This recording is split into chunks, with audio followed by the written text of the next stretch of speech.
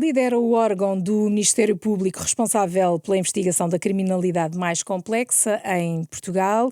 No Direito à Justiça contamos hoje com Rui Cardoso, Procurador-Geral Adjunto, diretor do Departamento Central de Investigação e Ação Penal, o DCIAP, na magistratura há mais de 30 anos. Exatamente, muito bom dia. Eu perguntava-lhe, esta será uma das suas maiores missões, ou não? Sem dúvida. Foram todas interessantes, passo a passo, sempre preocupado apenas com o momento, em fazer bem aquilo em cada momento estava a fazer. Acho que tive o privilégio de até agora fazer sempre coisas muito interessantes, que me deram grande realização em cada momento da minha carreira e que me levam até este momento a não ter o mínimo arrependimento de, no 4º ano de faculdade, ter percebido que, afinal, aquilo que eu queria era o Ministério Público. E quando me candidatei ao SES foi com esse objetivo, de ir para o Ministério Público, sempre desde esse momento, e não estou minimamente arrependido até hoje. Sinto-me até privilegiado por fazer uma coisa que me dá grande satisfação. Mas porquê o Ministério Público logo? Porque eu gostava do Direito e fui para Direito com convicção de que gostava em si do Direito, mas durante os primeiros anos de curso não sabia muito bem aquilo que eu queria fazer. Qual carreira jurídica, académica ou que fosse. E no 4º ano, quando tive processo penal, e foi por causa do processo penal, porque também na faculdade não se conhece as outras dimensões do Ministério Público, mas com o processo penal que percebi que era aquilo que eu queria fazer, que era ser procurador, fazer a direção, basicamente a direção da investigação, e depois também naturalmente as outras fases do processo, mas mais com o interesse do inquérito da investigação. Mas a fase que gosta mais então é a investigação mesmo, propriamente dita. É essa. Sempre, com exceção dos anos em que estive como docente, quer no SES em Portugal, quer em Timor-Leste, que foram cerca de 8 anos em que estive como docente e que também me deu grande satisfação e que fiz com a consciência sempre da importância que é formar novos magistrados e de formar bem. Estive normalmente sempre nos inquéritos, com alguns pontos, naturalmente no início da carreira, de competências genéricas, os 3 primeiros anos, e depois alguns momentos, quando foi promovida a procuradora em 2012, que estive um ano numa vara criminal também, e depois um ano que estive a coordenar a pequena instância criminal, mas normalmente foi nos inquéritos e é aquilo que hoje ainda me fascina mais. E agora lidera, e são muitas equipas, o que é mais difícil? O que é que já se apercebeu? Já passou um ano, mais de um ano neste caso. O que é que se apercebeu que é mais difícil nesta liderança?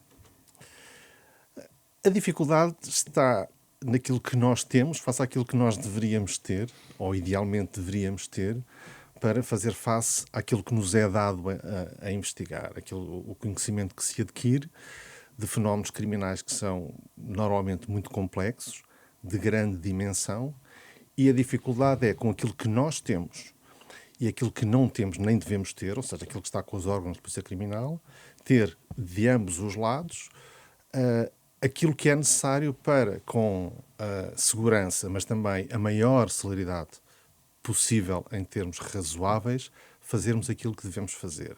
E aí está a dificuldade, porque normalmente os meios não chegam. Se olhar para o seu quadro, quantos procuradores é que tem e o que é que diz lá o quadro que deveria ter? Tem mais do que diz o quadro, mas o quadro está desatualizado desde há muito tempo. Já agora, só para que as pessoas conheçam, quando é que foi fixado o quadro? Se tem ideia? Eu concretamente do DCIAP nem sei, porque aquilo resultam de várias portarias e eu não sei se foi fixado até quando dos que foram fixados para o Ministério Público no resto do país, e nessa altura foi em 2013 ou 2014, foi antes da entrada em vigor da nova organização judiciária. E o que é que dizia e o que é que tem então hoje? Eu creio que diz 30 e nós temos 40. Nesta altura, não contando com 3 colegas que formalmente estão no DCIAP, mas que são os que estão a fazer o julgamento do processo BESC, que apenas por razões administrativas estão colocados no DCIAP, mas eles não têm qualquer intervenção nos processos do DCIAP, estão em exclusividade no julgamento do processo BESC principal, não os outros julgamentos em que não tem essa intervenção. Mas a questão de magistrados, de oficiais de justiça, que é uma grave carência que há no país todo, e lá também por algumas razões particulares que apenas ali existem, de órgãos de polícia criminal que estão lá colocados, que são essenciais às funções que o DCIAP tem, porque o DCIAP, contrariamente aos outros departamentos, os DIAPs, quer regionais, quer de comarca, tem outras competências, não tem competências apenas de direção da investigação criminal, tem competências de coordenação das investigações criminais naqueles crimes do catálogo que está previsto na lei, que são os mais graves, mais complexos, em que não estão a ser executados no DCIAP, mas no Ministério Público no país, mas em que se exige coordenação, e essa coordenação é feita pelo DCIAP, ou deve ser feita. E é algo em que nós, no DCIAP, neste momento, estamos muito empenhados em fazer mais e melhor. Por outro lado, tem também competências na área da prevenção criminal. O Ministério Público tem poucas competências de prevenção criminal. As competências de prevenção criminal são essencialmente das polícias, mas a lei atribui algumas poucas ao Ministério Público. E o DCIAP tem particulares responsabilidades nessa área. E aí está um dos grandes desafios que há hoje no Ministério Público, isto que é do DCIAP, mas depois também de todo o país, a prevenção do branqueamento. Cabe ao DCIAP, o DCIAP tem um papel central na prevenção do branqueamento, em que quando há operações suspeitas, há várias entidades obrigadas, que na maior parte dos casos são as entidades financeiras, os bancos, mas depois também os advogados, os notários, os conservadores. São obrigados a comunicar. Que fazem comunicação e há um procedimento de averiguação preventiva de branqueamento de capitais, financiamento do terrorismo, e pode haver suspensão de uma operação bancária, por exemplo. Isso compete ao DCIAP, que dá origem depois a um inquérito. Também, não é? Os prazos são muito curtos e o problema é que o número de comunicações tem aumentado muito. Em 10 anos aumentaram 4.000%. Até porque as entidades têm sido cada vez mais obrigadas a fazer a declaração, não é? As entidades fazem e... Temos cada vez mais entidades a declarar, objetivamente. Sim, e agora está em preparação um novo pacote há um novo pacote contra a prevenção contra o branqueamento de capitais e o financiamento do terrorismo, que obrigará a adaptação do direito interno nessa área. Como é que vê, por exemplo... E nós temos muito trabalho com isso. Só para acabar. Sim, claro.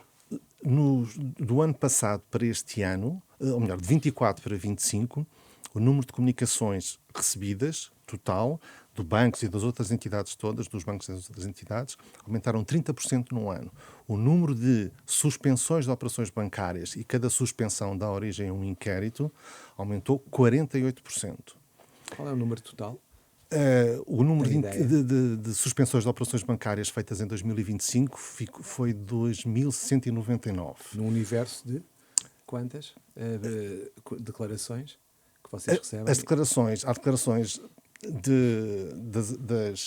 para as suspensões das operações bancárias são normalmente há cerca de 3/4 das suspensões de operações bancárias, das comunicações das entidades, dão origem à suspensão. Mas depois temos as outras entidades todas, dos advogados, dos conservadores, claro, etc. E aí são 20 e tal mil. Também tem um aumento à volta de ano para ano, ou melhor, do último ano, 24 para 25, cerca de 30%. Isso depois exige análise, exige tratamento de informação, e é um grande desafio que nós temos hoje no Ministério Público. No departamento, todas as semanas há 3 pessoas que só estão a fazer isto, de turno, para além de 10 polícias que estão exaustos, que só fazem isso também. A instrução desses procedimentos é um grande desafio. E esses inquéritos, depois, os mais complexos, têm origem nessas comunicações, nessas suspensões de operações bancárias, são investigadas no departamento. Mas os demais vão para o resto do país e são um grande problema, como há pouco dizia, também para o Ministério Público e pelo país. É um desafio muito, muito atual que nós temos. Porque o país está desperto, as entidades obrigadas estão a trabalhar nesse sentido, mas o país, acho que há vários setores, nomeadamente o bancário, em que não está a ser feito tudo aquilo que deveria ser feito. E devia ser feito a montante, porque há momentos em que não se está a atuar como devia atuar e só se atua quando as contas bancárias são utilizadas já para o branqueamento. E muitas vezes as comunicações surgem muito tardiamente, em que aquilo que se consegue congelar, suspender e depois eventualmente mais tarde apreender é apenas uma pequena parte daquilo que foi obtido com o crime. E o crime pode ser obtido cá ou no estrangeiro. Nós, nesta altura, em Portugal, temos redes que apenas se dedicam ao branqueamento. E são o branqueamento como um serviço. Prestam aquele serviço a crimes, diferentes tipos de crime. Mas que circulam todos só cá ou com muito intrusamento já internacional também? Ou seja, estas pessoas não se dedicam aos crimes subjacentes ao branqueamento, aquilo que está antes.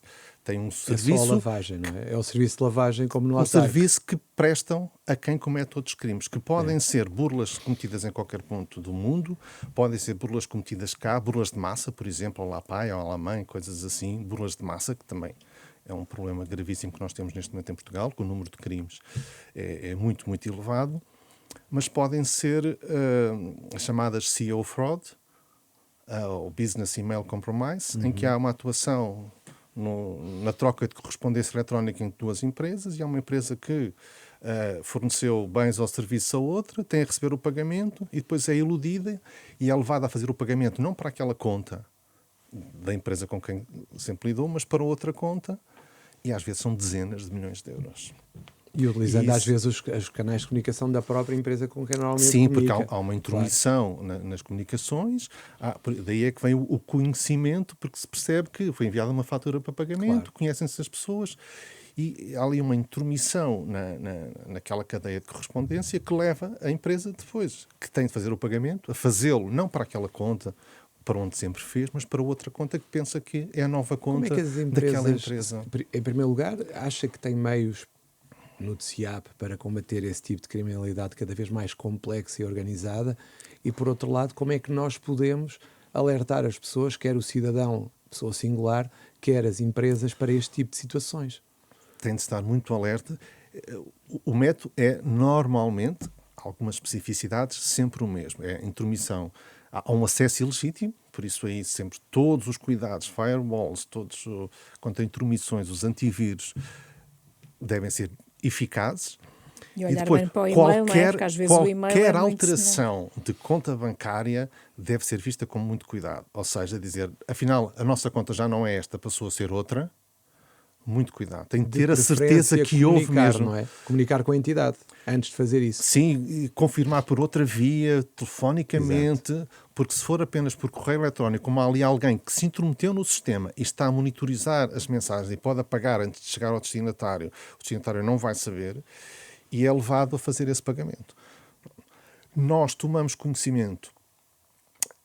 Normalmente depois há a denúncia, pode haver a denúncia pode haver no estrangeiro, pode ser cá, pode ser pela denúncia da vítima, mas também nos surge na prevenção do branqueamento, ou seja, toma-se conhecimento do crime de duas formas, pode ser pelo denunciante e depois pela prevenção do branqueamento, e às vezes aquilo que se percebe na prevenção do branqueamento é que estão a circular quantias, às vezes muito elevadas, por contas abertas há pouco tempo por empresas que não têm qualquer atividade comercial ou de outro tipo, as quantias estão a circular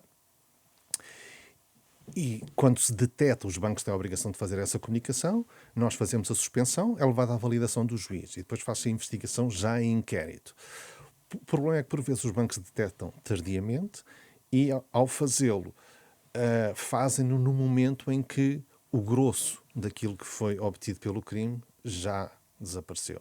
Porque depois as contas, há uma sucessão de contas. Há contas primeira, segunda, terceira linha, ou seja, as quantias vão circulando, até que muitas vezes saem para o estrangeiro. Então, e muitos dos crimes não são cometidos cá. Só perguntar porque é que os bancos acham que os bancos fazem isso, ou seja, muito se tem falado, ainda falta muito na prevenção. Ainda se falta fazer muito nessa prevenção. Por vezes podem não detectar logo. Mas os bancos têm a obrigação e têm sanções se o não fizerem de trabalharem ativamente nisso. Eu acho que os bancos estão a falhar nesta altura. Parece-me o principal problema é a falta de controle eficaz na abertura das contas. Porque o fenómeno que está a acontecer é nós temos em Portugal muitos indivíduos com identidades falsas, com passaportes falsos, normalmente não são portugueses, mas de boa qualidade. Com esses passaportes abrem, na hora, como sabem, não sei quantas empresas, Cada empresa abre várias contas e depois essas contas são apenas para este efeito. São veículos. Apenas para fazer circular E dinheiro. diga-me o seguinte... Eu acho que está a faltar aí assim o controlo sobre a identidade das pessoas naquele momento. Porque aquelas pessoas que abrem aquelas empresas várias na hora, com aqueles nomes automáticos gerados pela máquina, e depois que abrem as contas todas, os bancos têm que, não sei se através do Banco de Portugal eventualmente, trabalhar em conjunto de perceber quando isto acontece, que alguém abriu não sei quantas empresas no mesmo dia. Cada empresa abre não sei quantas contas, e em Portugal, o que é atrativo também para quem procura este tipo de crime, os bancos, por regra, dão acesso online à conta na hora, e há outros países em que isso não sucede, e isso são tudo ferramentas para, razoável eficácia, às vezes até com muita eficácia, se fazer branqueamento. Mas acha então que o mais fácil seria o quê? Criar um mecanismo de controle de identidade mais eficaz? Os bancos, sim, ou seja, o empregado de balcão, o funcionário de balcão, quando alguém surge para abrir uma conta e apresenta um documento, um passaporte, pode não ter a capacidade de detectar que ele é falso. Mas se calhar tem de haver um controlo, os bancos têm, como sabe, aquela obrigação de know your customer. QIC. Tem a obrigação de conhecer o seu cliente. Mas têm de conhecer o seu cliente antes da abertura da conta. Antes de decidir, vamos abrir a conta. E de procurar mais sobre... E nesta altura isto está a falhar, está a levar que os bancos... Que seja muito fácil abrir muitas contas, ter os acessos online às contas e a partir daí os agentes do crime não precisam sequer de estar em Portugal. Sim. Nós temos feito... Mas aí é a presencialidade de quem abre a conta... deveria resolver o problema, ou não? Não, porque os documentos são de boa qualidade. Os documentos têm a fotografia daquela pessoa. Daquela pessoa. E isso leva a que o funcionário do banco ao balcão possa facilmente ser iludido. Ou seja, é necessário um outro trabalho de recolha de informação sobre aquela pessoa. O que não seria difícil, porque aquela pessoa que aparece ali formalmente, que está naquele documento, não tem existência a não ser naquele documento. Não tem mais nada, não existe. Sim. Devia haver um controle prévio. E nós temos casos cá de pessoas, e algumas já estão acusadas e tudo, não estou a falar nada que não seja público. Ainda recentemente houve uma acusação no departamento de vários indivíduos em que fizeram isso, com dezenas de passaportes falsos. São naturalmente presumidos inocentes, mas estão acusados por isso, e foi difícil identificá-los, estão em prisão preventiva, porque fizeram com não sei quantos passaportes e conseguiram fazê-lo. E o problema depois é muito difícil chegar à sua identificação, porque aquilo que nós sabemos é que tem aquela imagem, tem aquela fotografia de rosto. Mas não se sabe o nome, não se os outros é elementos. Exige um grande trabalho de tratamento de informação que o departamento tem feito e depois, mais tarde, em inquéritos já com a Polícia Judiciária, temos feito e temos conseguido. Mas é um problema que nós temos hoje.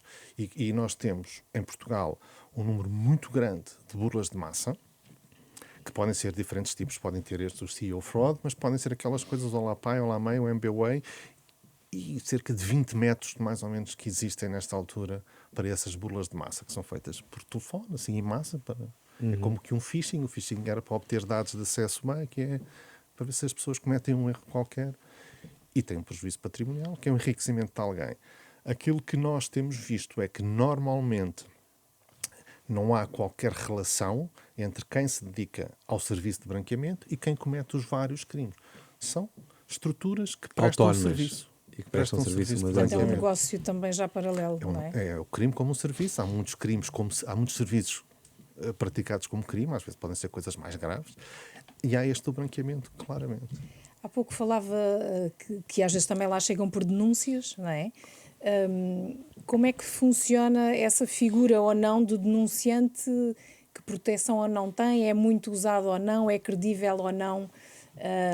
Que peso é que tem depois também nestas investigações? São as denúncias, nomeadamente as denúncias básicas. As denúncias anónimas são também um grande desafio para o DCAP e para todo o Ministério Público. As denúncias anónimas em si, não podemos fugir a elas, temos normativos internacionais que nos obrigam a poder recebê-las. Elas são importantíssimas em alguns tipos de crime em que as pessoas têm...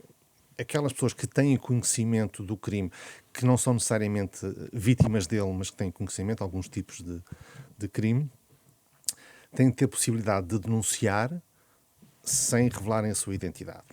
A lei permite, com algumas condições, há convenções que obrigam a que a nossa lei permita. O desafio para nós está em encontrar aquelas que têm, digamos, condições de avançarem, porque recebemos um número muito elevado de denúncias. O TSIAP, porque o TSIAP já era a plataforma das denúncias da Procuradoria-Geral, que não está virado para a corrupção, mas recebe muitas outras, que não é para proteger o anonimato das denúncias, mas garante, ou seja, aquela pessoa pode se identificar ou pode não se identificar, não se identificando, o anonimato fica garantido, o sistema informático está montado para... Está garantido. Mas dizia, o grande problema está em fazer a distinção entre aquilo que é falso, aquilo que tem, às vezes, intenções mesmo maléficas, que serve a outros propósitos, ou aquilo que é uma verdadeira denúncia. E as denúncias anónimas permitem-nos, às vezes, tomar conhecimento e, com base nelas, construir processos bem sustentados, graves. Noutros casos, obrigam-nos, naqueles casos mais simples, nós conseguimos arquivar sem registar como inquérito a grande maior parte dela, porque ou não tem verdadeira notícia de crime, ou são imputações muito genéricas, sem qualquer concretização, que não dá para fazer nada, ou que são apenas juízos valorativos. Esta pessoa tal é um corrupto. Isso não é nada, não é? Ou, muitas vezes, há umas que aparecem muitas vezes que são apenas questões. Será que a pessoa tal, este carro que agora comprou, será que tem dinheiro para o pagar? Será que... Isto não é nada, não é? Nós não andamos ali para satisfazer a curiosidade de ninguém, nem a nossa, nem a de ninguém. Tem que haver notícia de um facto, não é levantar questões. Para nós levantarmos questões, podemos lançar suspeitas sobre todas as pessoas sem termos nada de concreto para isso. Mas aquilo que nos permite, ou melhor, a dificuldade está em fazer essa... destrinça, alguns casos é mais fácil, outros é mais difícil. Há umas que trazem verdadeiras notícias de crime que dão origem a inquérito, dando origem a inquérito. Às vezes dão muito trabalho para no final se concluir não houve nenhum crime. Mas é algo a que não podemos fugir porque não temos bolas de cristal. Nós, perante uma notícia de crime, não conseguimos à partida dizer isto é verdade ou não é verdade, isto vai ter sucesso ou não vai ter sucesso. Não podemos fazê-lo. Não há também, como sabem, em Portugal, neste aspecto, qualquer possibilidade de oportunidade, ou seja, o que a lei nos diz é que nós temos de ir atrás de todas as notícias de crime. Se nos são comunicados factos, se temos conhecimento de factos que, face à lei penal existente, integram um crime, nós temos de investigar. E isso é um desafio porque nos obriga a gastar meios que são escassos, a investigar coisas que às vezes dão muito trabalho, e depois se conclui no final, não houve crime. Não houve crime. E aqueles denunciantes que têm, de facto, toda a informação da história, como é que colaboram ou não com a investigação e que proteção têm ou não? São raros os casos em que os denunciantes pedem proteção. São raros? São raros, não são frequentes. Por outro lado, nós não temos também um regime geral de proteção de denunciantes. Temos um regime de proteção de denunciantes, que a lei creio que é de 2021, mas também é para alguns tipos de denunciantes, não é para todos. Mas também protege aqueles que, à partida, estariam mais frágeis na situação de denunciante, perante a instituição a que estão ligados, apesar da lei não se aplicar apenas a esses. Mas o que nós não temos também é um verdadeiro regime, em diferentes dimensões, bem estruturado, a incentivar a denúncia. Ou seja, e a denúncia pode ser de alguém que cometeu o crime ou de alguém que não cometeu o crime. Se for de alguém que esteve envolvido num crime, não é só o seu crime, naturalmente ninguém vai denunciar-se assim, se é uma confissão, poderá fazê-lo, mas também não é frequente. Aquilo que acontece é que não temos esse incentivo, ou melhor, um regime para E isso leva a que sejam benefício. muito raras as situações, ou seja, um regime de colaboração premiada, chamemos-lhe assim, colaboração premiada, usando a expressão brasileira. Não havendo, são muito, muito raras as situações em que pessoas envolvidas numa atuação criminosa, normalmente com outras pessoas, avancem para a denúncia, procurando com a sua colaboração também. Alguns podem ser benefícios altruístas, a bem da justiça e do país, ou então egoístas, procurando com isso aligerar a sua responsabilidade. Como o regime não existe, há regimes parcelares que têm alguns problemas, sendo que alguns deles, ou melhor, os principais, creio eu, é não darem ao denunciante colaborador, desde o primeiro momento, quaisquer reais garantias sobre as consequências, sobre as vantagens que tem com a colaboração. Isso é algo que é sempre incerto e só conseguirá eventualmente saber em julgamento. Por causa disso, são raríssimas as situações de colaboradores, nomeadamente na área da criminalidade económica ou financeira. Mas acha que deveríamos avançar para a tal colaboração premiada? Eu acho que nós temos de modificar o regime que temos, porque tem estas dificuldades. O regime brasileiro tinha algumas potencialidades, tinha algumas virtudes e muitos defeitos. E aquilo que levou a abusos, em alguns casos graves, que certamente não queremos repetir. Também o regime brasileiro não é igual ao nosso, mas a colaboração e o prémio não é exclusivo dos brasileiros. Há, para além dos anglo-saxónicos, há também em vários países na Europa, nomeadamente a Itália. Em Portugal, eu creio que aquilo que falta para melhorar aquilo que temos, que creio, mesmo na criminalidade económica ou financeira, é escasso, está previsto para a corrupção e afins, é algo que permita àquele que quer colaborar ter o mínimo de certeza sobre aquilo que lhe vai acontecer a ele. E hoje não tem. A lei diz que se colaborar, a pena pode ser especialmente atenuada ou pode haver até uma dispensa de pena. Pode. E se eu agora estivesse a falar com um denunciante ou alguém a ponderar denunciado, eu dizia, mas pode, qual é a garantia que eu tenho? Eu diria, olha, a lei diz isto, mas garantia? Não lhe dou nenhuma porque não posso. O juiz, em julgamento, é que decidirá. E isso é naturalmente algo que não é incentivo à colaboração. Claro que isto é um regime complexo, mas mesmo nesta área da colaboração há muitas coisas que podem ser feitas, que podem ser mudadas no processo penal.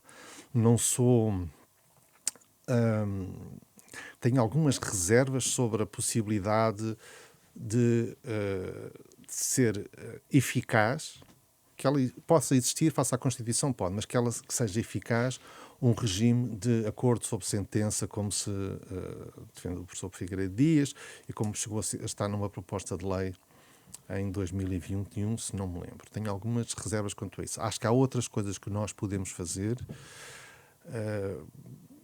E há pouco falávamos de algo, antes de começarmos a gravar, nestes grandes processos de, muitas vezes, se estar em julgamento a discutir muito ou pouco o que é que diz numa ata, quem esteve na reunião, quem não esteve. Eu acho que nestes grandes processos, aquilo que poderia ser particularmente útil era um acordo sobre factos, antes do julgamento, haver entre Ministério Público, arguidos, assistentes, um acordo sobre factos, porque parte substancial nesse tipo de processos dos factos que estão na acusação resultam de prova que já está no processo pré-constituída, que são documentos. Mas isso agora não resiste. E que só por si não implicam a responsabilidade de ninguém. Isto aconteceu. Isto está lá, estão lá os documentos, ninguém questiona a veracidade dos documentos.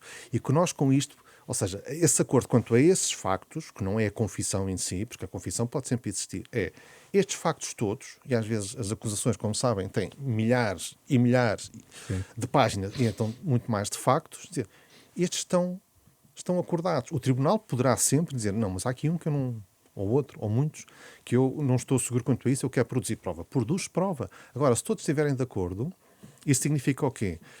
dispensar muita da prova que seria feita em julgamento e dispensar o Tribunal da Fundamentação, porque se pode dizer, isso não dá trabalho nenhum. Dá, porque aquele facto o Tribunal vai ter que dizer, este facto resulta deste documento, desta inquirição e deste relatório pericial. E agora o outro. E isto multiplicado por milhares, muitos julgamentos. Mas agora não resisto perguntar também, Dr. Massano, isso seria viável para os arguídos? Eu sei que está aqui como advogado, mas representa muitos arguídos. Isso não seria logo aquela mente do eu estou a aceitar que isto aconteceu? Sim, claro. Claro que sim. Portanto, não seria se calhar fácil. Eu acho que seria... Não é fácil, neste momento, creio eu, no estado das coisas, avançar para uma solução destas sem causar aqui um rebuliço grande no processo. Porque são aqueles factos que, assim, só por si não significam responsabilidade de ninguém. Assim, aquilo aconteceu. Um exemplo mais simples, às vezes, que é, houve uma coisa que furtaram a casa, não estava lá, vim de férias, tinham a casa furtada, entraram, partiram, levaram. O arguido pode dizer, só diz, não fui eu. Agora, que isso aconteceu, admito que isso tudo tenha acontecido. Agora, não fui eu. Ou seja, aquela parte pode... Agora, vamos discutir aquilo que liga o facto àquela pessoa. Esta proposta que aqui faço consta de um lote de propostas que um grupo de trabalho nomeado no âmbito do... Já não sei se foi pelo Conselho Superior do Ministério Público, que nós vamos apresentar hoje formalmente ao senhor... Não, agora também do Ministério Público. De uma estrutura não tem esta parte. Eu estive em ambos. E será apresentado formalmente ao Sr. Procurador-Geral hoje à tarde. E diga-me só uma coisa que eu gostava de lhe perguntar, que tem a ver com algo que já referiu, que é não podemos andar aqui a lançar suspeitas sobre toda a gente. Como é que é estar no cargo em que está, lidar com a pressão mediática sobre o tempo que demoram as investigações, a suspeita que se lança sobre as pessoas que estão envolvidas, destroem-se muitas vezes, porque é inevitável, a partir do momento em que a pessoa é investigada, a sua vida não volta a ser a mesma.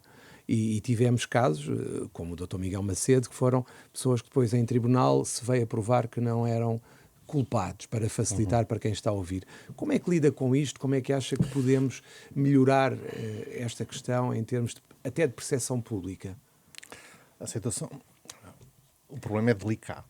E nós temos... Eu falei no Dr. Miguel Macedo, mas não temos que falar dele. É só para dar um exemplo de uma pessoa que foi... Todos os magistrados têm sempre a consciência da importância das suas funções. Isso é um ponto. Ninguém faz as coisas levianamente. Mas no cargo em que está... Outro ponto central também é que todas as pessoas são iguais. Nós devemos ter o mesmo cuidado quando estamos a investigar uma denúncia, chamemos-lhe assim, de pequena criminalidade, que envolve uma pessoa que ninguém conhece, exceto aquelas que a conhecem pessoalmente, de uma pessoa que toda a gente conhece, mesmo quem não a conhece pessoalmente. Temos que ter... Os princípios são os mesmos. É notícia de crime, dá origem a inquérito. Depois há uma outra questão lateral, mas importante, que é a da comunicação. O que é que se comunica ou não se comunica? Mas chegaremos aí. Agora, o fazer. Nós temos de fazer. E não se pode. E não temos também... Outro ponto claro é... Não temos bolas de cristal, nós não sabemos à partida se, perante aquela notícia de crime, vamos ou não conseguir recolher prova que permita uma acusação e uma condenação. Não conseguimos saber. Outro ponto também, legal, que resulta claro da lei. A denúncia não tem de trazer meios de prova. Não tem. A prova adquire-se no processo. Agora, a denúncia tem de ser plausível. Não é? Tem de ser aquilo nela relatado tem de ter sido possível acontecer de acordo com regras da experiência comum, o conhecimento que nós temos, porque muitas das denúncias aquilo que é transmitido não é plausível, não se sabe denunciar. Não, são coisas que manifestamente não podem ter acontecido. Isso também é outro aspecto que nós propomos, é criar agora no processo penal um regime para esse tipo de denúncias, que é aquilo que já hoje acontece. Se não têm, se são fantasiosas, se não são plausíveis, elas são arquivadas sem que haja inquérito. Aquilo que se prevê agora, que nós propomos, é que haja até uma forma de elas reagir, de reagir aos despachos que sobre elas recaem de não abertura de inquérito.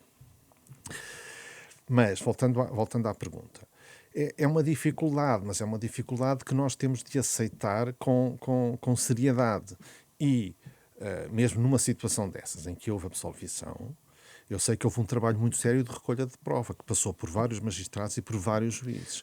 E nós temos de acreditar que o sistema tem formas de controlo. E o controlo que nós temos hoje é, durante o inquérito, as medidas de investigação mais intrusivas, mais violadoras de direitos fundamentais, necessitam da autorização do juiz. Temos uma fase de instrução que permite o controle sobre os indícios recolhidos pelo Ministério Público. Também, creio, tem sido erradamente interpretada muitas das vezes e tem sido feito algo que não é a sua finalidade. Fazer um julgamento. E apesar de tudo isto, nós sabemos que há situações que mas isso é em Portugal, em todos os países do mundo. Chegamos a julgamento e às vezes há absolvições. Claro. Nós também sabemos que a taxa de condenação anual do Ministério Público está entre 85% e 90%. Mas como é que nós podemos reduzir aquela fase do inquérito? Acha que é falta de meios? O que é que podemos fazer? Porque eu acho que, aliás, vimos a Rota do Atlântico, mais de 10 anos. É um bom exemplo. Mas como é que nós podemos tentar proteger o cidadão e encurtar? Porque, repara, uma pessoa que esteja envolvida, por exemplo, na Rota do Atlântico, tem a vida em suspenso de 10 anos. É um bom exemplo. Primeiro ponto, claro, sim, é algo que é indesejável. Nós sabemos que não conseguimos fazer. Os processos são diferentes, são iguais nos seus princípios, mas são diferentes na sua concretização, e há situações que são muito complexas de investigar e outras que são muito simples. Não é desejável de modo algum que as investigações se prolonguem por muito tempo. Porquê é que elas se prolongam? Várias razões. Algumas são nossas, Ministério Público, outras são nossas, Ministério Público, órgãos de polícia criminal, e outras ultrapassam-nos. E aí temos a situação é complexa. Problemas do Ministério Público, muitas vezes, a falta de meios próprios para fazer em tempo as investigações. Com os OPCs com a Polícia Judiciária, isso aconteceu muito tempo nesta área, carência de meios que nos permitissem fazer as investigações de forma célere. Depois, durante muito tempo, que está agora em vias de superação, grandes demoras no tratamento da prova digital, na aquisição e tratamento da prova digital. Qualquer, chamemos de perícia, mas em rigor muitas vezes não são perícias, operação de acesso, extração, tratamento da prova digital ficava anos em lista de espera, 3 anos pelo menos. Que é tratada pela Judiciária apenas? Não, a Polícia Judiciária hoje tem um grande laboratório com muitas pessoas, muitos equipamentos, mas quer a PSP e a GNR já têm alguns meios para isso. No Ministério Público só o DCAP tem. O DCAP tem pessoas muito bem preparadas para isso, tem bons programas, tem alguns bons equipamentos. A situação melhorou. Se tivéssemos mais, seria mais rápido. A Polícia Judiciária fez um grande investimento, tem um laboratório digital forense inaugurado há 1 ano e pouco, agora com muitas pessoas e muitos equipamentos, e foi anunciado pelo Dr. Luís Neves, diretor nacional da Polícia Judiciária, que iriam receber, não sei se já receberam mais técnicos de laboratório, 20, creio eu, ou seja, as coisas estão hoje muito diferentes. Onde, nessa área, e depois já voltaremos aos outros problemas, onde nós temos ainda uma grande causa de demora é na lei. Porque a lei da prova digital, que é a lei do cibercrime, a lei permite várias interpretações distintas que na prática geram uma grande conflitualidade, que há nesta altura entendimentos doutrinais, jurisprudenciais muito distintos. Há já um recurso de fixação de jurisprudência pendente, que ainda não foi reconhecido à oposição dos julgados, mas já está no Supremo. Isso leva a que, para qualquer acesso a correio eletrónico ou similar, existe um procedimento legal que é muito demorado e que normalmente exige várias idas à relação com recursos. E isso está a causar atrasos de anos nos processos. Só que depois de tudo isso superado é que se consegue aceder à prova, e às vezes consegue-se aceder a apenas uma pequena parte da prova digital. Estas são algumas causas internas. Grande causa, já agora, antes de passar às externas, algo ainda não superado é a necessidade que nós temos, cada vez mais, de apoio especializado. que pode ser a assessoria do Ministério Público, e nós temos no Ministério Público o núcleo de assessoria técnica da PGR, que é importantíssimo, é de elevada qualidade, mas depois precisamos de perícias. E as perícias são normalmente muito demoradas, mas são imprescindíveis, mas são muito demoradas. Estamos a falar de uma factualidade que tem um nível tal de tecnicidade que ultrapassa muito aquilo que é o normal nos outros processos e que exige conhecimento especializado que os magistrados e os advogados não têm. Temos que recorrer a quem o tem e isso demora muito tempo. Demora muito tempo porque há uma bolsa curta de pessoas que façam isso ou porque... Para alguns tipos de perícias, aquelas mais estranhas, temos que encontrar perito e nem sempre é fácil. Mas mesmo quando são uma perícia económica ou financeira, contabilística ou financeira, a PJ a Polícia Judiciária tem uma unidade que teve reforço de meios, mas mesmo assim ainda continua a demorar muito tempo. Muito tempo para o cidadão comum perceber é o quê? Pode demorar meses ou mais do que isso. Um grande fator de demora é a necessidade que temos de cooperação de outros Estados. Ou seja, quando nós temos, e hoje é frequentíssimo, às vezes são raros os processos em que isso não acontece, nós temos necessidade de recolher prova no estrangeiro, temos de emitir cartas rogatórias ou outros instrumentos de direito internacional para obter a prova, aí ficamos nas mãos dos outros países. E às vezes alguns não são verdadeiramente países, são Estados, nomeadamente aqueles offshore, chamados offshore. E não há uma espera razoável que se possa determinar? A bem, lá está, de não se sacrificar, estarem os arguidos tanto tempo à espera e haver ou não haver... No fundo, a questão é que como é que nós conjugamos isso com uma lei que não tem juízos de oportunidade, que não nos admite juízos de oportunidade? Quando é absolutamente inviável, assim, que não virá resposta, já sabe que há outros casos em que aquele país não responde. Envia-se, aguarda-se um bocadinho, não responde, considera-se como não respondido. Mas há outros que respondem, demoram muito tempo.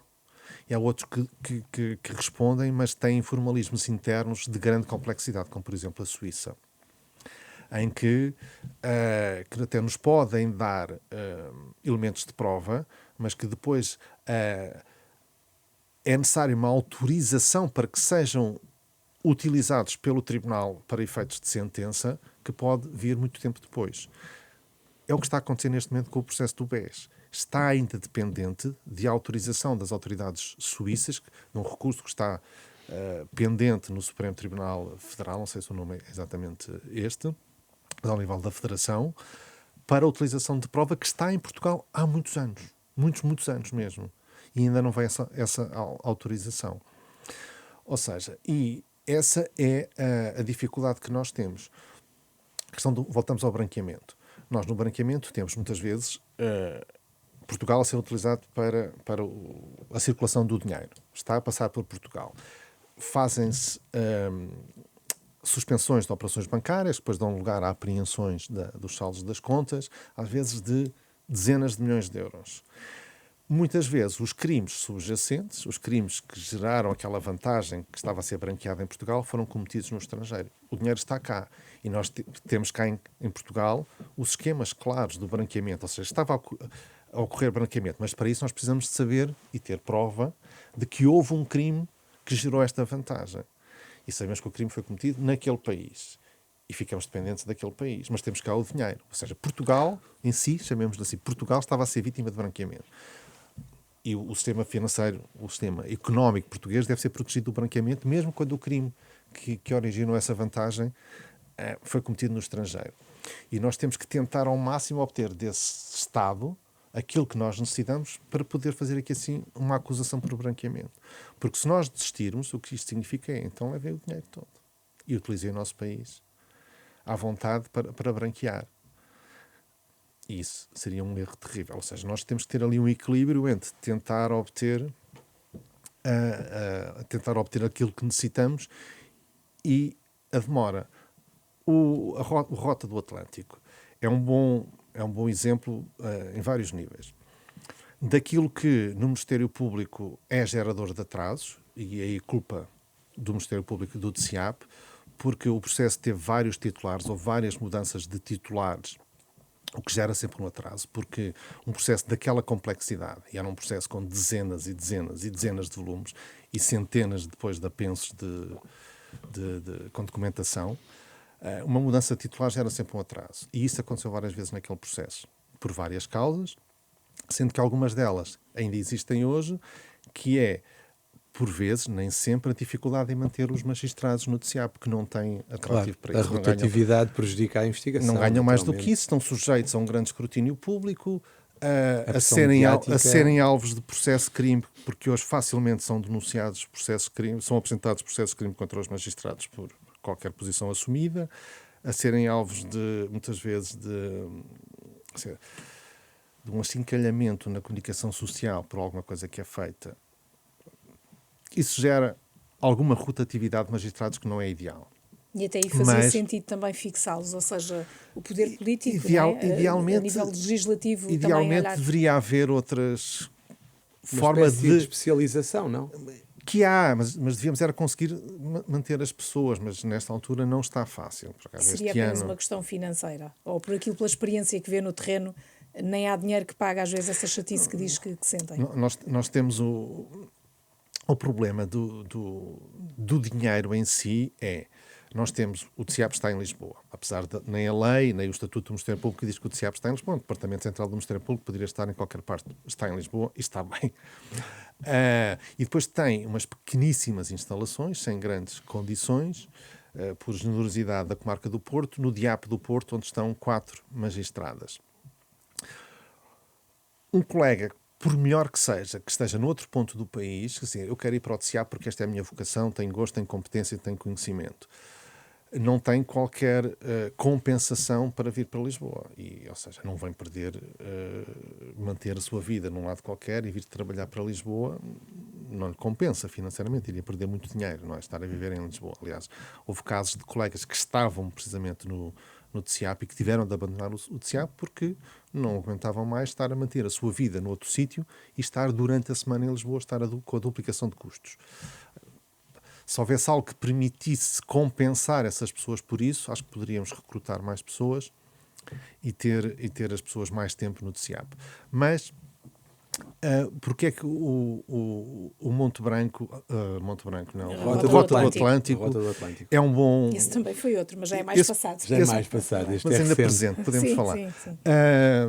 O Rota do Atlântico é um bom exemplo, porquê? Pronto, aí algo que assumimos. Depois houve atrasos com a investigação, vários.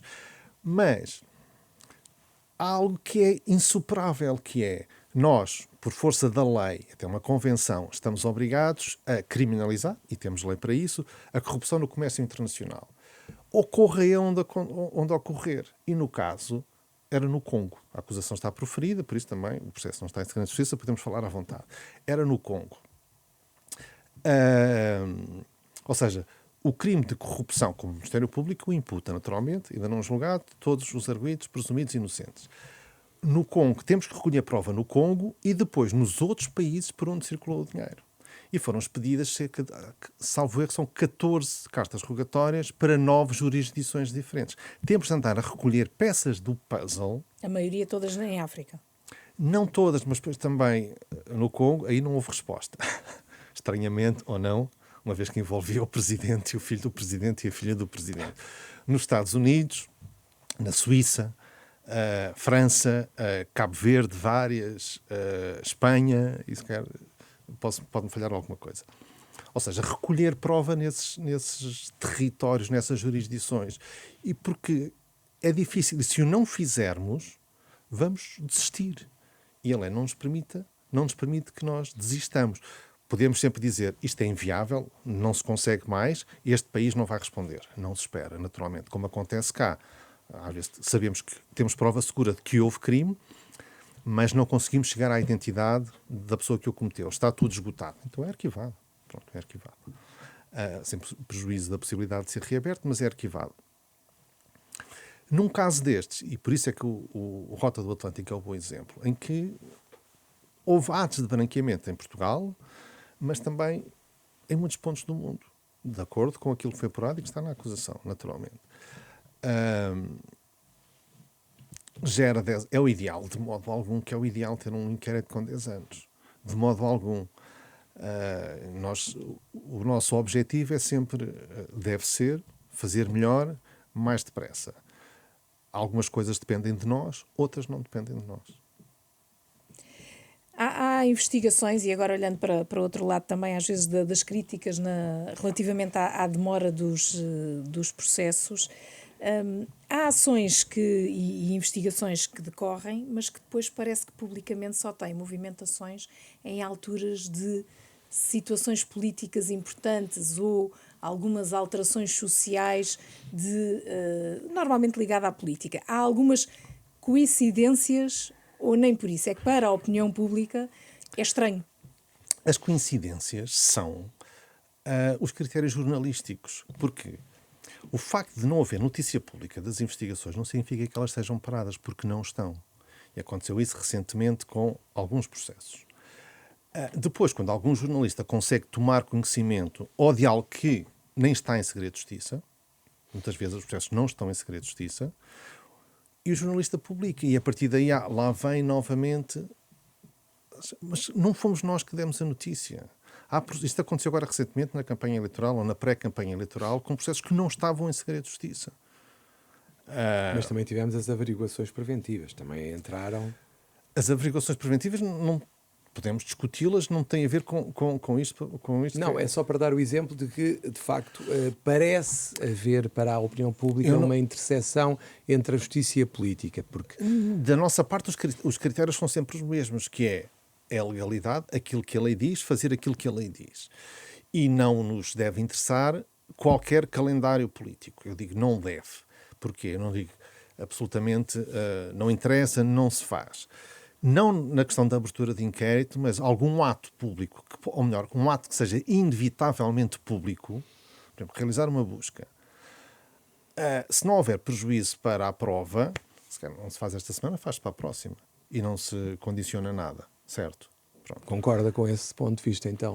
Depende sempre de... É assim, quando é, basicamente, indiferente fazer agora ou fazer na próxima semana, eu acho que isso é razoável então, fazê-lo. Eu também acho. Sim, mas são estas situações. Agora, de dizer, ou esta semana ou vamos perder a prova, vamos fazer esta semana. E há movimentações políticas que às vezes podem eventualmente prejudicar aquilo que se procura na investigação? Se houver essa suspeita, é o mais rapidamente para que a prova se não perca.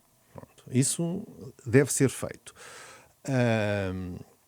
Mas estamos a falar desta situação de fazer buscas. Mas também depois há coincidências. Uma coincidência recente num processo do departamento, isso foi público, por isso vou falar dela, e fomos muito criticados por isso, porque se fizeram buscas no novo banco, apesar de, digamos, o novo banco não ser, naquela altura, arguido, ou sociedade do novo banco, fizeram buscas no dia em que havia a cerimónia de venda do novo banco a uma empresa francesa, salvo erro.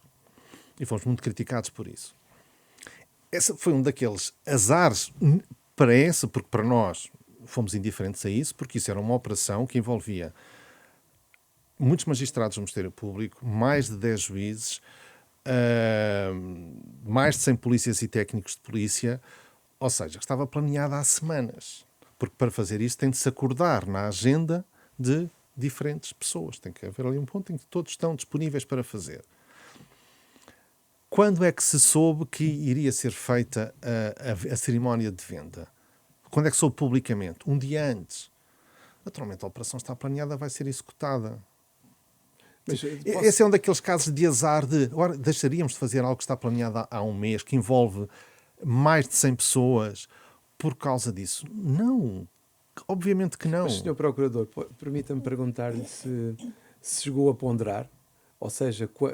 Só para saber, chegou a ponderar adiar a operação quando soube do que iria acontecer? Não foi ponderado, porque esse era um daqueles casos em que não faria sentido. Não faria nenhum sentido fazer isso. Não faria nenhum sentido fazer isso. Não tem. Agora, que também não haja dúvida, e eu não tenho, de que há uma tentativa quase constante de instrumentalização do Ministério Público para fins públicos, chamemos-lhe assim, que podem ser diferentes natureza, podem ser políticos, podem ser comerciais, podem ser desportivos, no âmbito do futebol, Ou seja, são frequentes as situações em que nós recebemos denúncias, muitas vezes pela plataforma, anónimas, num dia. E antes da denúncia ser sequer analisada, que segue o seu percurso, já está o Gabinete de Imprensa da Procuradoria-Geral a dizer-me: recebemos aqui assim esta pergunta deste jornalista, que tem o quê? Confirmem, por favor, que receberam a denúncia basicamente sobre estes factos assim, assim, assim e tal. E nós dizemos, não confirmamos nem desmentimos a recepção de denúncias. E depois dizem-nos: mas eu até sei que a denúncia tem este número. Ou seja, foi o denunciante que fez a denúncia e ao mesmo tempo deu ao jornalista. Como é que se pode defender dessas situações o Ministério Público e o próprio visado? A questão é que só por haver... Isto diz-nos, em primeiro lugar, que alguém que faz esta denúncia e dá à comunicação social não está preocupado com o sucesso da investigação, porque senão ficaria em silêncio, porque, por regra, as investigações em que não são do conhecimento de ninguém têm maior probabilidade de sucesso do que aquelas em que já são do conhecimento do visado. Por isso, quem o faz não está preocupado com isso, o que dá logo um sinal de que aquela denúncia, talvez, os factos denunciados não tenham ocorrido. E fazendo só um parênteses, falando deste período de campanha, é quase certo. Há sempre uma denúncia sobre 1, 2 candidatos ou mais que seja, ainda agora aconteceu. Isso pode ser, e pode ser, às vezes com coisas de clubes, ou são ao nível autárquico, quando foi das autárquicas também, das uma grande pressão. Nas legislativas têm acontecido. Essas denúncias aparecem. Como é que nós nos podemos proteger? É assim, a Procuradoria-Geral não tinha essa política bem definida e creio que agora tem, que é, por regra, então agora não se confirma a recepção de denúncias nem a abertura de inquérito. Todas as denúncias, o que quer que seja, qualquer que seja a via, tem o tratamento previsto na lei. Tem. Isso nós podemos garantir. Agora não confirmamos a recepção da A, B ou C. Até porque, se é para confirmar que foi recebida, os jornalistas sabem porque alguém lhe deu, até lhe disse um número, porque quando é feito na plataforma, que ele gera uma chave, um número, depois tem uma chave, que o denunciante conhece. E não é mais rápida nem mais lenta por estarmos nesse período, por exemplo, eleitoral?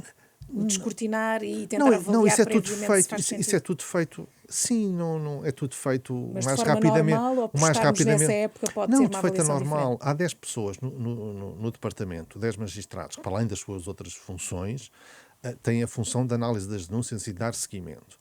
Se for para abrir inquérito, a decisão é sempre apenas do diretor. Mas se for para não abrir inquérito, não passa pelo diretor. Se for algo mais complexo, duvidoso, nomeadamente que envolva figuras, pessoas particularmente expostas, virá a decisão do diretor. E isso é analisado sempre de acordo com o mesmo quadro legal. Mas que eu tenho a consciência, acho que todos têm, que naqueles casos o que se pretende é um fim qualquer, que pode ser político ou nacional, político autárquico, ou pode ser desportivo, ou pode ser de outra coisa qualquer, desse género, a finalidade é essa. Mas aí também creio que a comunicação social tem falhado muito, porque há muitos jornalistas que fazem a pergunta, insistem na pergunta, querem saber se eu tenho aqui, confirmem-me só. O que é que lhes vai adiantar a confirmação da recepção da denúncia? Eu digo que é, a partir daí, o facto já não é aquilo aconteceu, aquele Presidente da Câmara fez ou o Ministro fez, não, é o Ministério Público recebeu a denúncia e está a investigar. E o facto a partir daí é esse. Já não interessa se aquilo aconteceu, porque um jornalista, agora digo eu que não sou, quiser levar bem a sério o seu trabalho, perante aquilo, vai investigar os factos e pode chegar a ele. Os factos em si nunca estão cobertos por qualquer segredo. O jornalista pode, pelos seus meios, aquilo que puder, investigá-los. Mas a partir daí, o facto que interessa ao jornalista já não é aquilo aconteceu ou não, é o Ministério Público está a investigar. E a partir daí, para o efeito pretendido, aquele efeito externo, está alcançado. Por isso nós temos a obrigação de não o dizer. Claro que às vezes é inevitável. Porque depois se cria até uma suspeita tal perante uma pessoa. Aconteceu agora recentemente, em campanha, e vou falar daquilo que depois foi comunicado, com umas denúncias que foram recebidas e foram enviadas, noticiado e remetidas à comunicação social todo, sobre o Dr. Marcos Mendes. Umas denúncias de uns factos antigos. Aquilo que ali estava, aquela denúncia, nós primeiro dissemos, não confirmamos a recepção, mas depois a pressão foi tanta, que tivemos então de esclarecer, dizer que não, a denúncia foi arquivada sem abrir inquérito. Porquê? Porque lá não eram relatados quaisquer factos suscetíveis de ser crime. Podem ter outra leitura, podem... ética deontológica da advocacia, não me interessa. Nós só vemos, isto é ou não, pode ou não ser crime. Se for crime, temos de abrir inquérito. Se tem aí, isto revela esta característica de personalidade desta pessoa, ou da outra pessoa, ou... não nos interessa. Porque aí não nos interessa. É algo que naturalmente pode interessar muito aos jornalistas, pode interessar muito à opinião pública, a nós não nos interessa. Nós só investigamos aqueles factos que são suscetíveis de integrar crime. Ainda há pouco falámos, uma destas situações também em período de tensão política foi a averiguação preventiva, neste caso ao Primeiro-Ministro, que também já terminou. O que é que se aprendeu ou não e há uma orientação recente, portanto, algo que se aprendeu com esta questão mais pública, com esta averiguação que foi muito escrutinada publicamente. Há novos limites? O que é que vai mudar em próximas averiguações? A diretiva não, digamos, quanto à decisão de abertura, clarificou algo que era discutível, saber se isso era uma competência exclusiva do DCAP ou se podia estar noutros departamentos do Ministério Público. Primeiro ponto, clarificou, seguindo um entendimento que apenas podem ser abertas no DCAP. As do Ministério Público, a Polícia Judiciária pode abri-las. Porque a mesma lei que atribuiu ao Ministério Público atribuiu à Polícia Judiciária. Aliás, na história da lei, que é de 94, o Ministério Público só entra para que a Polícia Judiciária não o fizesse sozinha. Pronto.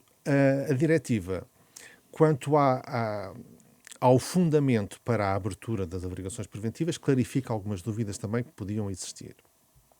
Depois toma posição sobre mas que algumas existiram, questões. por exemplo, até neste caso concreto? Ou tem a ver também com o que vem redigido na tal denúncia que pode levar à abertura ou não? Não. Há pontos do articulado da diretiva em que a diretiva se limita a transcrever o que está na lei. Não poderia ir contra a lei. Porque a questão ali discutível, que eu admito como discutível, é se pode haver uma averiguação preventiva, que a lei chama, às vezes, de averiguação preventiva, às vezes chama de ação de prevenção, para factos já ocorridos. Pronto. Esse é que é o problema. E há alguns argumentos para dizer que não se aplica a esses quando os factos já ocorreram, e noutros casos, e outros argumentos também na própria letra da lei, em que sustentam a posição contrária. O Sr. Procurador-Geral, na diretiva, assumiu a posição de que pode ser aberta essa ação de prevenção quando os factos já ocorreram. Mas, e aí repete e deixa claro, os factos em causa não podem ser notícia de crime. Ou seja, os factos em si, se aqueles factos que se obtém conhecimento se integram já um crime, qualquer que seja, não é uma averiguação preventiva. Abre-se o inquérito. Agora, aquilo que pode acontecer é que os factos não integram um crime, mas dão ali alguns sinais, têm ali algumas coisas duvidosas, que estamos numa zona cinzenta. Porque, reparem, quando eu digo os factos integram um crime, eu não estou a falar de prova, é só o facto que é comunicado. A prova adquire-se no processo. Estamos a falar de um juízo sobre a prova, estamos a falar só sobre isso. E há situações em que está numa zona cinzenta, em que não se pode dizer isto não é nada, não se faz nada, ou faz-se alguma coisa, vai-se recolher alguma informação sobre aquilo. E eu acho que são essas situações que a lei de 94 teve em mente ao prever. E agora também um aspecto importante. Notem que aquilo que ali se prevê é para a criminalidade económico-financeira. Na lei de 94, criminalidade económico-financeira, não se prevê para o resto. Mas não pense ninguém que nos outros tipos de condutas que poderiam levar à existência de uma notícia de crime de um outro tipo de crime, a polícia não faz nada, porque isso é a atividade da polícia. Perante alguma coisa que lhe chega ao conhecimento, isto não é só por si crime, mas há aqui qualquer coisa que não cheira bem. Acham que a polícia não faz algumas diligências? Pode ser apenas o posto da GNR de um sítio qualquer do interior, ir lá à aldeia e fazer umas perguntas às pessoas. Qual é a diferença aqui? É que isto fica formalizado num processo, num procedimento. Ou seja, está formalizado. A lei diz que tem de estar formalizado. Esta formalização é uma garantia, não é uma menor garantia. E o que a lei faz é isto. Porque se não existisse lei, o Ministério Público certamente não faria, porque não é uma polícia. Como eu há pouco disse no início, só em casos excepcionais é que o Ministério Público tem competência de prevenção criminal. As polícias não, têm sempre. Por isso, mesmo que não houvesse lei, as polícias iriam fazê-lo.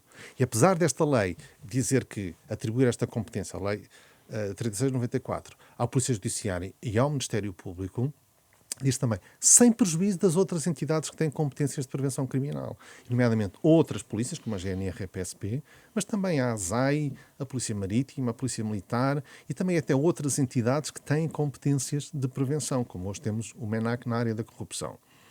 Claro que são âmbitos diferentes, com finalidades diferentes. Agora, quanto a esta situação, mesmo que não existisse lei, alguma coisa seria feita sempre ao nível da prevenção, no sentido de vamos lá recolher alguma informação para saber se há uma notícia de crime para abrir inquérito. Porque não é simplesmente, não, ou há aqui notícia de crime, abrimos inquérito, ou se não há, nada fazemos. Isso não acontece aqui e não acontece em nenhuma parte do mundo. E agora há uma baliza do tempo mais fixa do que havia antes, ou foi esta experiência que também levou a perceber que quando se pensa que pode ser rápido, afinal não se é? Porque também se tem que decidir se espera ou não que a informação voluntária chegue. A questão dos prazos. Isso não havia, a lei não prevê qualquer tipo de prazo. E também o objetivo, digamos, da própria natureza é que seja rápido e que seja que permita esclarecer, porque aquilo e que seja preventivo. Se nota é que há ou não notícia de crime, não é esclarecer os factos, porque a partir do momento em que se adquire notícia de crime, arquiva-se a ação de prevenção e abre-se inquérito e passa-se a prova que for de passar. Mas mesmo quanto à duração, repare que a diretiva faz uma distinção entre aquelas que são para averiguar factos, chamemos-lhe assim, e aquelas que são para acompanhar procedimentos de relação entre a administração pública e os particulares e as empresas. Ou seja, porque a ação de prevenção pode ser para apenas acompanhar algo que está a acontecer. Pode ser, por exemplo, a privatização de uma grande empresa pública, só para recolher elementos. Isso está expresso na própria lei. O artigo 1º, número 3, a linha B, da Lei 3694, tem lá essa previsão. E, nesse caso, não faz sentido que tenha um prazo. É para ir acompanhando. Vai-se pedindo as peças do procedimento de privatização, vai-se acompanhando. E isso, hoje acho que não temos, nesta altura, temos a da TAP, não é assim, em vias de... Mas o que nós sabemos é, desde há muito tempo, grandes privatizações dão sempre problemas criminais. Mas não acha que... Mais tarde ou mais cedo dão problemas criminais. É um facto, mas não acha que por vezes, se calhar, seria até mais adequado, até para a defesa dos direitos do cidadão, tentar ter uma intervenção diferente do cidadão nesta fase? Porque, de facto, a ideia que tem vindo e que está na opinião pública, não vou aqui discutir tecnicamente, porque não é para isso que eu aqui estou, mas na opinião pública há a ideia que o cidadão está muito desprotegido perante estas situações e fica... Aliás, a questão, podemos falar, está pública, está em todo lado, do juiz Ivo Rosa, que parece quase alguém que anda ali perdido no meio do labirinto. Pelo menos foi a imagem que passou, eu não estou a emitir qualquer juízo de valor. São coisas diferentes. Até nesse caso houve inquérito. Aqui não estamos a falar... Sim, mas... Aí houve um inquérito. Depois tem regras próprias previstas na lei. A questão do acesso à averiguação preventiva. Nomeadamente depois do arquivamento. O Sr. Procurador-Geral tomou posição, seguindo o que estava no parecer do Conselho Consultivo, que já tinha da Procuradoria-Geral, 10 anos, no sentido do sigilo, de não haver acesso nem aos visados, nem a outras pessoas, nomeadamente a jornalistas, depois do seu encerramento. Fazendo uma leitura que eu acho correta daquilo que está na lei. O Ministério Público, não estou dentro da cabeça do Sr. Procurador-Geral, mas a sua posição será certamente a de que, se a lei for outra, isto a nós não... Pelo menos o visado, não é? Nós estamos apenas a fazer a leitura que eu acho que é a mais correta daquilo que diz a lei. E o Ministério Público não pode afastar a lei com fundamento em constitucionalidade. Os juízes podem e devem, nós não podemos, porque se nós o fizermos não há recurso para o Tribunal Constitucional. Não é? Isto seria uma anarquia, cada procurador a afastar as leis que queria com fundamento inconstitucional e o Tribunal Constitucional nunca seria chamado a pronunciar sobre isso. Por isso é que quando um juiz o faz, há um recurso obrigatório para o Ministério Público que leva imediatamente à apreciação do Tribunal Constitucional. O Ministério Público não pode afastar. A lei diz isso. Se dissesse outra coisa diferente, sem problema nenhum. Eu percebo qual foi a intenção em 94 com aquele sigilo que lá está. Era de, se algo que nem sequer tem notícia de crime, não levou a abertura de inquérito, então ninguém deve saber, vamos proteger. Pronto, aquilo que se recolheu lá, a informação, ninguém deve saber. Podia ser diferente, podia. É uma questão de opção, ainda temos este caso recente, que é muito legislativa. Que é público, aliás, foi quase tudo sendo Mas notem acompanhada que para num caso e noutro, que foi antes da diretiva, diretiva, pronto, um caso e noutro, aquelas houve mais, naturalmente, ações de prevenção, mas num caso e noutro, ou os visados foram notificados com cópia integral do despacho, souberam tudo o que foi feito e o fundamento da decisão. Dir-me-á, mas não houve controle externo. Há procedimentos que não devem ter controle externo.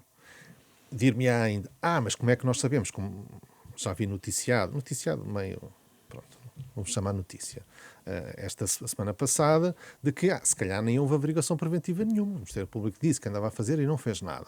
Ou se calhar fez lá os maiores atropelos que há lei. Pronto, a lei não permite tomar qualquer medida que seja violadora de direitos, liberdades e garantias, nem permite fazer nada que seja no processo penal da competência do juiz. O que eu posso garantir é que não foi feito. Havendo dúvida fundada de mas quem é que controla isso?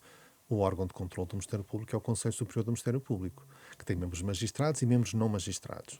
Nós não podemos arranjar formas de controlo que, para situações destas, nomeadamente quando está em causa uma atividade que não é uma atividade administrativa, que não é um documento administrativo, não é uma atividade de averiguação que está muito mais próxima de um processo jurisdicional, chamemos-lhe assim, apesar de não haver juiz, do que um processo administrativo qualquer. Não é essa a natureza.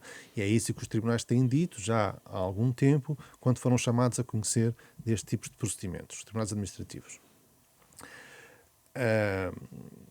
Mas do que diz, é simples a pessoa saber, terminou, foi arquivado e fizemos isto, de forma abreviada, sem consultar naturalmente receberam, aquilo que... em ambos os casos, porque foram chamados a colaborar, porque se não tivessem sido chamados a colaborar... Nem sequer ficariam a saber. E é natural... Liliana, é a mesma coisa que alguém desconfia. A polícia, ouvi dizer que andaram a fazer perguntas sobre mim, lá na aldeia, ou lá... Eu quero saber o que é que têm sobre mim. Acha que a polícia vai dizer? Não vai, naturalmente, não vai dizer. A informação que tem. A situação, creio eu, que esteve no pensamento do legislador em 94, foi esta. Podia ser diferente, sem problema nenhum. Podia ser diferente. Acesso ilimitado externo. Eu disse, acho que aí a lei não faria bem. Os próprios poderem ver, consultar. Acho que aí faria bem. Mas isso é uma questão de alteração da lei. Mas tem Nestes casos em que eles foram chamados a colaborar e que tiveram uma intervenção prestaram ativa, informação para perceber também o que é que prestaram foi declarações até, acho que isso aí poderia acontecer, mas é uma questão de lei. Sim, Agora, estamos ali sempre em algo que a lei prevê, atribui-nos competências e estamos... eu percebo que é algo que é delicado, porque não é absolutamente claro. Pelo menos o próprio visado. Eu percebo que não é absolutamente claro. Mas também tínhamos consciência que agora, com o feito o terminado pelo Procurador-Geral, ficaram claras e publicamente claras alguns aspectos que a isto respeitam. Mas a Polícia Judiciária não está vinculada por esta diretiva, porque a Polícia Judiciária, nesta matéria, tem competência própria, não está dependente do Ministério Público. A Polícia Judiciária pode ser chamada a coadjuvar, e neste caso, num dos casos aconteceu, uma ação de prevenção do Ministério Público, mas aquelas que decide fazer por sua iniciativa não está na dependência do Ministério Público. A lei apenas obriga a que sejam comunicadas ao Ministério Público, que seja comunicada a abertura. E isso é feito mensalmente, é comunicado. Agora, não está dependente do Ministério Público. E também há muitas a serem feitas pela Judiciária. É uma realidade também que... As do Ministério Público são muito poucas. Isso posso dizer, falando só do Ministério Público. E as da Judiciária comunicadas, podemos falar assim mensalmente, muitas, poucas? Não podemos. Eu não vou dizer isto porque não me compete a mim, porque não estão, não sei se estão nos relatórios anuais da Polícia Judiciária, não sei. Porque as do Ministério Público estão nos relatórios anuais, estão sempre todas identificadas. Agora, da Polícia Judiciária, como não está na dependência do Ministério Público, não é como no inquérito em que está em coadjuvação, é uma competência própria. Muito bem. Estamos na nossa reta final, mas há aqui uma questão de buscas que queria levantar. é a questão das buscas aos escritórios de advogados, naturalmente que eu não posso naturalmente estar aqui a pronunciar muito, mas é uma questão que tem levantado muitas dúvidas relativamente ao que tem vindo a ser feito. Concorda que muitas das vezes estas buscas são instrumentais para conseguir aceder a documentos dos clientes dos advogados e parece-lhe correto? Há situações diferentes. Pronto, vamos excluir aquelas em que há suspeitas de que o advogado está mesmo envolvido na prática do crime. Mas aí é outra situação que não está aqui em causa. Pronto. E quanto a isso também, acho que não podemos... há situações, pelo menos, há jurisprudência publicada sobre isso, em situações em que houve constituição de arguido do advogado só com essa finalidade, isso é claramente uma errada interpretação da lei, isso não pode acontecer. Outras situações há em que a busca ao advogado é aquilo que diz, que é para apreender documentação, não estamos a falar de correspondência, porque tem um regime próprio, documentação que é apenas do cliente que o advogado guarda. E aí a lei não protege isso. Ou seja, o advogado não pode servir como depósito seguro de documentação do cliente, porque não estamos a falar de sigilo de comunicações, de correspondência com o cliente. E muitas vezes é isso que acontece. Aquilo que se pretende não está com o cliente, não está, às vezes, em nenhuma das partes envolvidas num contrato, está apenas com os advogados. E, nesse caso, os advogados não têm especial proteção, a não ser daquela formal, que é a intervenção da ordem, a presença da ordem, e depois, se for invocado, como sabe, o sigilo pode ficar tudo preservado até a decisão da relação. Eu acho que temos de distinguir as duas situações.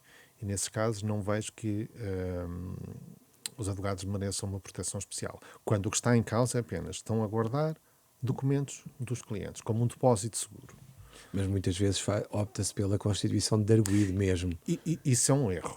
Ou melhor, é um erro. Se não houver a constituição como arguido para fundamentar depois a busca, nomeadamente depois é uma óbvia errada interpretação da lei. É o que nós achamos também. É uma óbvia errada interpretação da lei. Claro. Porque é a mesma coisa que, um outro exemplo, quando a lei permite que se faça uma busca domiciliária por causa de um flagrante delito, fazer a primeira busca e depois encontra-se lá a droga, agora estás detido e foi esta droga que nós encontramos que fundamentou a busca que nós já fizemos. Isso não pode acontecer. Liliana, penso que não podemos acabar de ser segredo de justiça, não é? Acho que é a última. Sim, se é de facto as fugas de informação e a violação do segredo de justiça, que indicações é que deu aos seus procuradores? A indicação que todos devem ter é de respeitar ao máximo o segredo de justiça. Em termos práticos, há procedimentos para tentar proteger ao máximo aquilo que está nos processos. E com grande sucesso, em alguns casos. Por exemplo, nas duas averiguações preventivas, aquilo nada se soube. E quando se soube, não tinha correspondência com o que estava lá. E deu uma grande polémica e nós fomos muito criticados porque também em vésperas aconteceu de alguma coisa que apareceu com desentendimentos entre o Procurador-Geral e os magistrados, e aquilo que estava nas notícias, eram duas, era uma da Sábado e uma da CNN, não tinha correspondência com a realidade e foi desmentido. Fez, e com base nisso andaram comentários todas as noites nos noticiários dos canais de informação, assente-se em algo que não aconteceu. Aconteceu algo depois também mais tarde, com outros processos, com coisas que foram desmentidas, mas ninguém quis saber, porque é muito mais interessante comentar coisas que, ainda que não tenham acontecido, que dão jeito para comentar do que comentar a verdade. Dito isto, quanto ao segredo de justiça em geral, não há nenhuma classe, juízes, procuradores, polícias, oficiais de justiça, advogados, etc., que se possa dizer nós não temos, as classes, nós não temos culpa nisto. Isso é mentira. Todas têm. São todos os que trabalham com os processos. Todos os que trabalham. Agora, pessoas, o A, o B ou o C, há pessoas culpadas e há pessoas que não têm culpa nenhuma. Pronto, e nós não podemos generalizar. Qual é a dificuldade, muitas vezes isso acontece na proteção do segredo? É verdade que o Ministério Público dirige o inquérito, mas é algo que não está nas suas mãos, porque está nas suas mãos no momento, depois vai para a polícia e nós não sabemos, seja lá qual for, não sabemos o que acontece. Vai para o tribunal, nós não sabemos o que acontece. No tribunal, depois são praticados atos que são notificados a muitas pessoas. Aconteceu recentemente também com factos públicos, em que houve comunicados e tudo, com o influencer. Pode ser que o Sr. Bastonário ficou assim, um pouco ofendido, creio eu, com aquilo que foi dito, porque nós dissemos uma coisa que é factual, os advogados dos arco-íris todos têm o processo integralmente. Não têm as escutas, ou seja, os áudios ninguém tem porque a lei não permite. Agora, o processo tem. Nós não conseguimos controlar aquilo. Nós não conseguimos controlar. Deixe-me só fazer-lhe uma pergunta que é muito clara e direta. Perante o atual estado de coisas, nós temos duas possibilidades, duas opções. Uma é acabar com o segredo de justiça e dizer que nada é crime. A outra é criar outro procedimento mais rigoroso que impeça estas fugas, que por vezes parecem cirúrgicas. O cirúrgico, eu parecem para quem está de fora. Não, o cirúrgico depende sempre de um critério jornalístico. Porque é que é agora? Porque agora é que houve alguém que teve interesse naquilo. Mas porque teve interesse em... Porquê? Certo. E qual é o interesse? O Sr. Bastonário, eu, a Liliana, jornalista com muitos anos de experiência, nós sabemos certamente os três, quando nós lemos uma notícia, num concreto processo, só pela leitura, de onde é que veio a fuga? Porque a quem é que serve isto? Assim, serve ao Ministério Público? Nestes casos todos, não. Isto descredibiliza. Como é que se combate? Essa é outra questão. Essa é outra questão. Como é que nós combatemos? Porque há quem tenha interesse em algo. Eu admito que, às vezes, possa ser o Ministério Público também. Alguns casos patológicos de alguém que quer descredibilizar a investigação e quer andar a levar pancada depois, porque hoje os jornalistas já não dizem o Ministério Público. Dizem o Procurador A, o Procurador B, o Procurador C. Dão nome às pessoas. E andam a levar pancada na comunicação social muito tempo. Pronto. Mas pode haver alguém que goste disso e que o faça, para além de estragar os seus inquéritos, para descredibilizar, também para andar a levar pancada. Não há, naturalmente, respostas milagrosas. Há muitas coisas que nós poderemos fazer num outro quadro informático, chamemos-lhe assim. Isto, antes de ir aí, partindo do pressuposto que nós precisamos de segredo de justiça, porque sem ele, alguns tipos de investigações não têm qualquer possibilidade de sucesso. Pronto. Precisamos de segredo de justiça para proteger também o nome dos envolvidos. Claro que isso só é possível até determinado ponto. Nós sabemos que a partir do momento em que há buscas, e buscas às vezes são em muitos sítios, é impossível. Porque nós temos, como sabem... Quando são feitas, já está a comunicação social à porta? Alguns casos sim, outros casos não. Chega primeiro? Não. Alguns casos sim, outros casos não. Durante as mesmas, por vezes, aparecem depois. Pronto. Mas é cada vez mais frequente. Temos o caso da Madeira, por exemplo. Pelo menos. Nos casos mais mediáticos é cada vez mais caso da Madeira. Temos o caso da Madeira que foi... Pronto, foi aquilo que foi. Mas o que é que se soube do caso da Madeira? Pergunto eu agora. Eu já deixei... Do avião que levou aquelas pessoas todas. E o que é que se soube? O que é que se soube? Do que fizeram lá. Não. Que apenas ia um avião para lá da Polícia Judiciária com muitas pessoas, que não eram tantas como se dizia, mas que iam pessoas para lá. Foi isso que se soube. Ou seja, porque eu acho que tudo, não estava no DCAP naquela altura, nem na Polícia Judiciária, mas sei que tudo foi feito para proteger essa informação. Mas depois as pessoas tiveram de ir. Pronto, e foram. E lá na Madeira soube-se que estavam a chegar aquelas pessoas todas. Não sabia para quê. Só soube no dia seguinte, quando já estava buscas a ocorrer em todo o lado, não é? Naquelas instituições todas. Há coisas em que é inevitável. Nós não conseguimos controlar isso. Agora, o que é que eu dizia? Se nós tivéssemos um processo penal totalmente informatizado, com uma verdadeira, boa ferramenta informática, em que todos os intervenientes trabalhassem com ela, que não é o sítios, em que com não logs é isto, controlados, daria para fazer tudo isto. Agora, nunca vai impedir de alguém, pode impedir que alguém até, se nós tire fotografias ao ecrã, claro. Não tem, até pode impedir que tire fotografias, basta a frequência, o batimento das imagens, impede sequer o vídeo, pode imprimir, mas alguém tomar notas do que está lá e dizer, isso não é possível, isso impedir, isso vai acontecer. E, portanto, é inevitável continuarmos neste jogo do gato e do Eu acho que rato, não é? Que é o tentar esconder e o todos outro temos lado o tenta dever de procurar. fazer. Não é? Todos temos o dever de o fazer. A nossa lei, eu não estou a dizer que ela é perfeita de modo algum. Até o próprio tipo de crime, que também o Ministério Público é muito acusado de estar depois a constituir arguidos e a acusar e os jornalistas e não só. Mas o próprio tipo de crime, que ninguém altera há muito tempo, se nós formos aplicá-lo rigorosamente em toda a sua amplitude, é certinho que nós vamos ter condenações do Tribunal Europeu dos Direitos Humanos, porque tem uma amplitude que não é comportável. Qualquer revelação de um ato processual que não seja público é crime.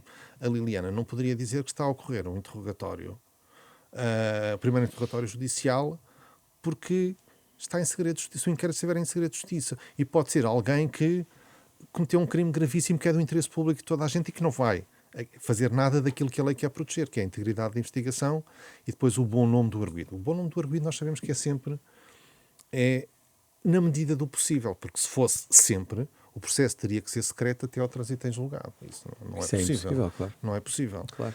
Ora, a lei também ninguém altera. Somos nós que temos de estar a fazer interpretações restritivas, que uns colegas fazem com mais rigor, outros se calhar com menos. Mas a lei deveria ser alterada, não pode ter esta amplitude. Nós sabemos que só há proteção do segredo quando condicionar a integridade, o sucesso da investigação, ou então daquela forma, mas tem que ser uma coisa muito especial, com juízo sobre aquela pessoa muito grave, aquela pessoa investigada. Estes são os critérios do Tribunal Europeu dos Direitos Humanos, à luz da Convenção, e nós temos que interpretar a nossa lei, o tipo de crime, quer à luz da nossa Constituição, quer também da Convenção e da jurisprudência do Tribunal. E isto deveria estar na própria lei, devia ser alterada. Para concluirmos, é melhor ficar como está do que estragar ainda mais ou acabar de vez? Acho que não pode acabar de vez. Não pode acabar de vez. Porque senão não é possível investigar alguns tipos de crime. E o Estado português não se pode render assim. É melhor continuar como está. Não é. É melhor alterar a lei. Não, é complexo. A lei deve ser alterada em parte. Depois, procedimentos técnicos devem ser alterados. Mais rigor em quem mexe no processo e ficar tudo registado. Se fosse tudo informático, seria muito mais fácil. Um pouco como se faz nas finanças, por exemplo. Muito mais sério, mas que não é este sistema. Ou seja, com dados informáticos, sem possibilidade de copiar, etc. Nós não nos podemos render de modo algum. E no TCIAP muito tem sido feito, e eu acho com muito sucesso, para impedir isso. Agora, também, por vezes, nós somos acusados de violações de segredo de justiça em julgamento, que arguidos vêm dizer o Ministério Público é violado o segredo de justiça. Os factos estão no processo, são públicos para todas as pessoas, nomeadamente para os jornalistas, que têm sempre um fundamento legal para consultar. Muitas vezes a violação do segredo de justiça já está em instrução. Ou então está em inquérito, mas não está nem nunca esteve em segredo de justiça. Isto foi... como sabem, certamente, isto vem da inversão de paradigma do fim do segredo como princípio da reforma de 2007. Terá a reforma conseguido o que queria? Tenho muitas dúvidas. Porque se era a acelerar, também temos já muitos casos em que são exemplos paradigmáticos disso, não acelera. Porque um processo daqueles mediáticos, em que está muito em jogo, em que os advogados estão permanentemente presentes no processo, o fim do segredo não torna o processo mais rápido. Porquê? Porque qualquer tentativa de ação há uma tentativa de objeção. Ainda que a lei não o preveja, isto tem demorado muitos processos. Já estamos mesmo a terminar. É uma pergunta muito breve. É um processo que decorre, chama-se Operação Marquês, e que todos nós conhecemos, e agora estava a falar precisamente disso. Como cidadão e como responsável do Ministério Público, fica... algum amargo de boca ver que se faz toda uma investigação e depois chegamos a uma fase de julgamento em que vai acontecendo aquilo que nós vemos, em que não anda e em que se prescreve e em que se usam aquilo que está, as manobras legais que existem. Nós temos consciência da lei que existe e daquilo que permite. Aquilo que eu quero como cidadão, como procurador, é que a justiça seja feita garantindo os direitos de todos. Mas ninguém tem o direito a que não se faça justiça. Pronto, e a lei deve acautelá-lo. Ou seja, Garantir que se faça justiça com respeito pelos direitos. Não garantir o direito à não-justiça, porque esse não existe. Muito bem. O Direito à Justiça, este nosso podcast termina aqui com entrevista ao Procurador-Geral Adjunto, Rui Cardoso.